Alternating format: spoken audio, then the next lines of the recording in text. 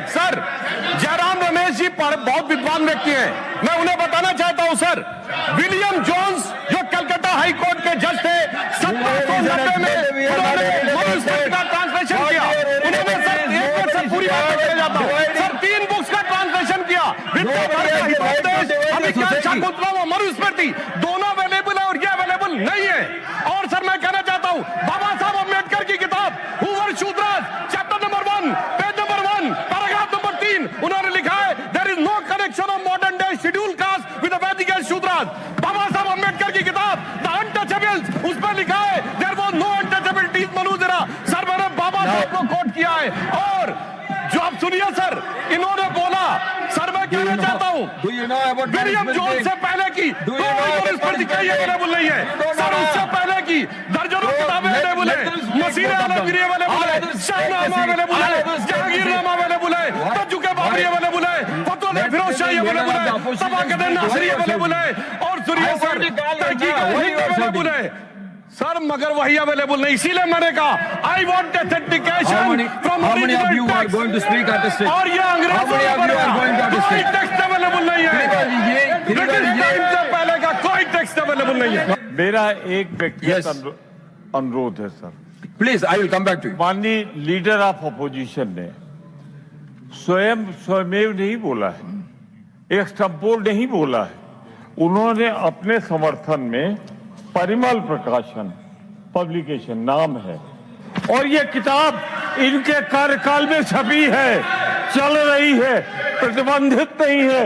तो अगर ये दिखा रहे हैं तो गलती इनकी है। I want to know from you, Diwali ji, are you authenticating?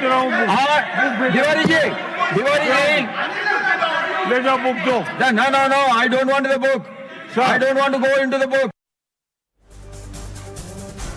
वहीं इससे पहले राज्यसभा में बिल पेश करते वक्त सरकार ने कहा कि इसमें सजा के प्रावधानों को सख्त किया गया है, तो विपक्ष की ओर से मल्लिकार्जुन खड़गे ने कहा कि युवाओं के दबाव में सरकार को मजबूरी में यह बिल लाना पड़ा।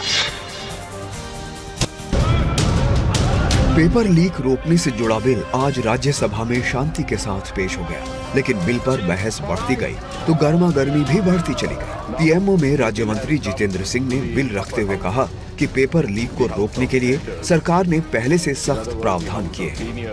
33 साल तक जो ये काम ना कर सके वो आज अंजाम होने जा रहा है, लेकिन मुझे यकीन है इस देश में कुछ ऐसे भी कुछ बुद्धिजीवी थिंकर होंगे जो इसका भी आंकलन करेंगे कि 33 साल वो क्या कारण थे जिस कारण से ये नेशनल टेस्टिंग एजेंसी स्थापित ना की गई, वो कौन से वेस्टेड इंटरेस्ट थे, वो कौन से मैनेजमेंट कोटा थे कॉलेजों के। बिल पर बोलते हुए राज्यसभा में विपक्ष के नेता मल्लिकार्जुन खड़गे ने कहा कि ये बिल देश के युवाओं की जीत है और सरकार को मजबूरी में ये बिल लाना पड़ा, हालांकि इसे लाना ही काफी नहीं होगा।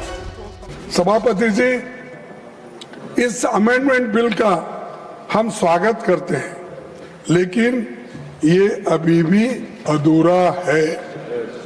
ये पेपर लीक होने के बाद भी इसकी कार्रवाई को मजबूत करना ये जरूरी है। देखिए, लोकसभा में राहुल गांधी के बयान की तरह राज्यसभा में विपक्ष के नेता मल्लिकार्जुन खड़गे ने भी दिल्ली में फायरिंग का मुद्दा उठाया और गृह मंत्री अमित शाह पर निशाना साधते हुए उनका इस्तीफा मांगा।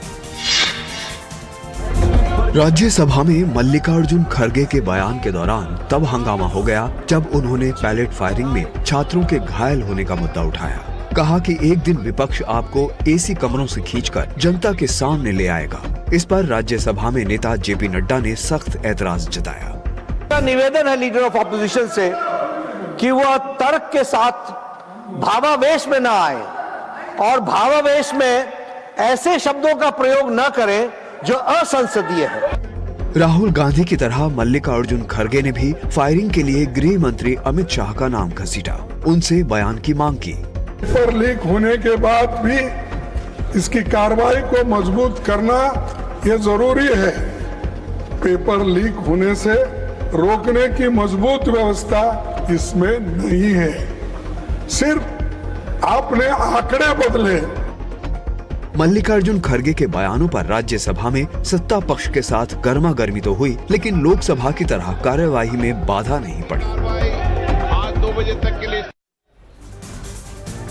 इस बीच संसद में आज भी प्रदर्शनकारियों पर पैलेट गन चलाने का मुद्दा छाया रहा और कांग्रेस ने इसके लिए गृह मंत्री अमित शाह को घेरने की पूरी कोशिश की, तो भारतीय जनता पार्टी ने कहा कि पैलेट गन चलाने का आदेश मंत्री नहीं देते। मंत्री ने सदन के अंदर कह दिया कि फायरिंग हुई ही नहीं है और राहुल गांधी झूठ बोल रहे हैं। आप बताइए, तो उस लड़के जो राहुल जी आपके सामने लाए थे, उस लड़के को, उसके पूरे शरीर में पैलेट्स कहाँ से आई? आसमान से गिर गई? द्रोही ताकत है, जो आतंकवादी है, जो नक्सलवादी है, जो देश को टुकड़े टुकड़े करने की साजिश रच रहा है, वो सारे लोग उनसे डरते हैं। तो आप डर रहे होगे।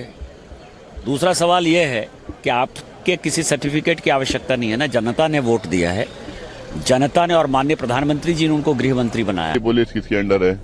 जब किसी भी स्टेट में कोई बड़ी घटना होती है, कोई भी स्टेट में इस तरीके का एक इश्यू आता है, तो किससे बात करते हैं? असेंबली में डीएम को, एसपी को, आईजी को, डीआईजी को बुलाएंगे या असेंबली में होम मिनिस्टर को बुलाएंगे? राहुल गांधी जी झूठ बोल रहे हैं। मंत्री से क्या मतलब है?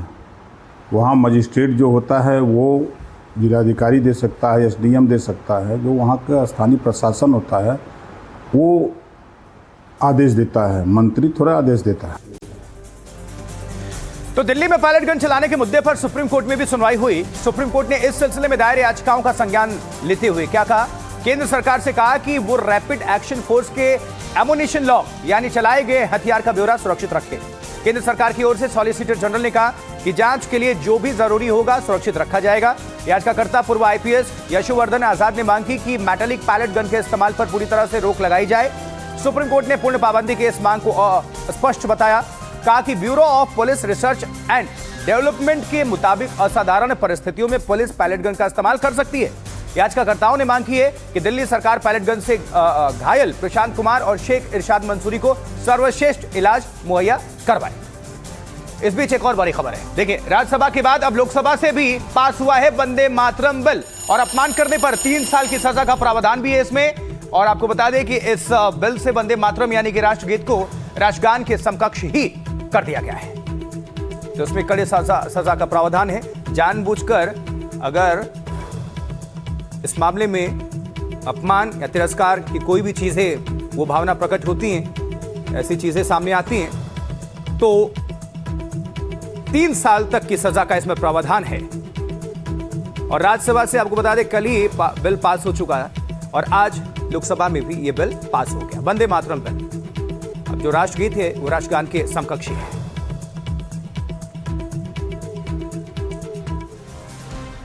अब आगे बढ़ती हुई इस वक्त शाम 4 बजे की 4 बड़ी खबर आपके सामने रख देते हैं। देखिए, पश्चिम एशिया संकट पर प्रधानमंत्री नरेंद्र मोदी ने की वरिष्ठ मंत्रियों के साथ बैठक। सूत्रों के मुताबिक सप्लाई स्थिति की समीक्षा की गई है।